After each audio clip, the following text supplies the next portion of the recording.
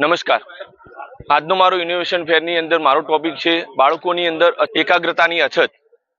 તો તમે જોતા હશો કે ઘણી બધી શાળાઓની અંદર બાળકો શાળાએ આવતા હોતા નથી, એમની અંદર ચીડિયાપણું હોય છે, ઘરે જઈને વાલીઓ મા બાપ સાથે લડાઈ ઝઘડા કરતા હોય છે, એમની અંદર મોબાઈલની એક લઢણ હોય છે અને આખો દિવસ એ ગેમ રમતા હોય છે, એ સિવાય બીજી કોઈ પ્રવૃત્તિ કરતા હોતા નથી।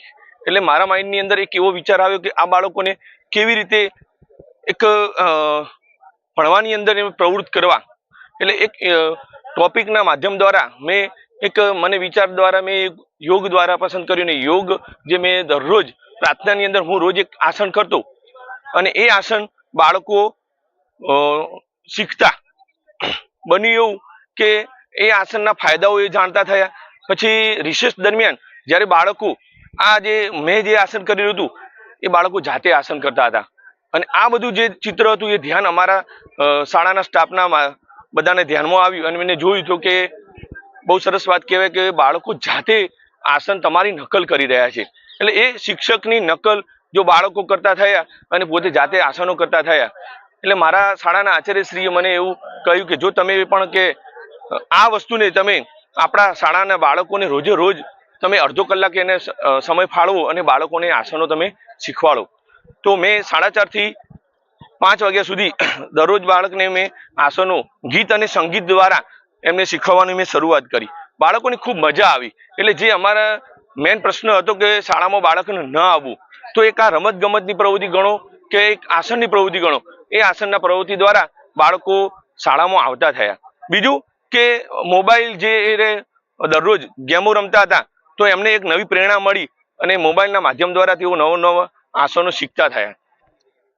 હવે આજે NAP 2020 અંતર્ગત, કારણ કે શિક્ષણ એ અંગ જે એ અંક માત્ર નથી પણ સર્વાંગીના વિકાસ માટે છે અને આ સર્વાંગીના વિકાસ માટે મારે શું કરવું જોઈએ, તો એના માટે એક ઉત્તમ માધ્યમ છે યોગ। યોગ દ્વારા બાળકોની અંદર એક નવી પ્રેરણા અને એક ઉત્સુકતા જાગૃત થઈ। બાળકો જાતે જ પોતે આસનો કરતા થયા, ભણવા પ્રત્યે એમને રસ જાગૃત થયો અને તેઓ ખૂબ જ સારી રીતે તેઓ અંદર ભણવામાં રસ લેતા થયા। જે ઘરે રહેવાનું પ્રમાણ હતું એ અમારું ઘટી ગયું। વાલીઓ સાથે લડાઈ ઝઘડા કરતા હતા, એમની વાતોમાં ધ્યાન નહોતા દેતા, એ વસ્તુ ઓછી થઈ ગઈ। અત્યારે હાલ મારું એવું સરસ મજાનું અમને ફલશ્રુતિ મળી છે કે મારી શાળાના તમામ બાળકો અત્યારે જાતે યોગ કરતા થયા છે।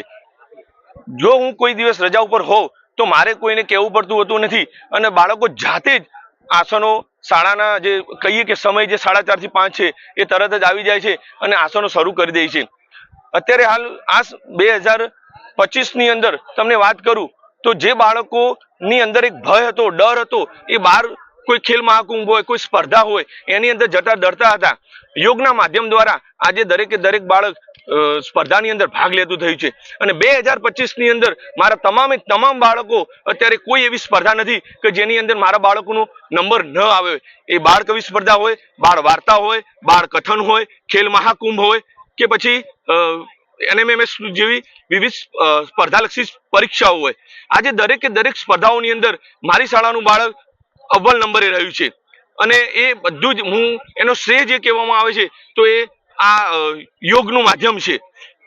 બાળકો જાતે આસનો તો થયા અને વિવિધ પ્રાણાયામો થયા। સૂર્ય નમસ્કાર 12 મંત્રો સાથે આજે મારા તમામ બાળકો એ કરી રહ્યા છે અને એમની અંદર વાત મોટામાં મોટી કરું કે જ્યારે કોરોના કાળ આવ્યો હતો તો કોરોના કાળની અંદર આપણે બધાએ જોયું હતું કે ઓક્સિજનનું પ્રમાણ દરેકની અંદર ઘટી ગયું હતું।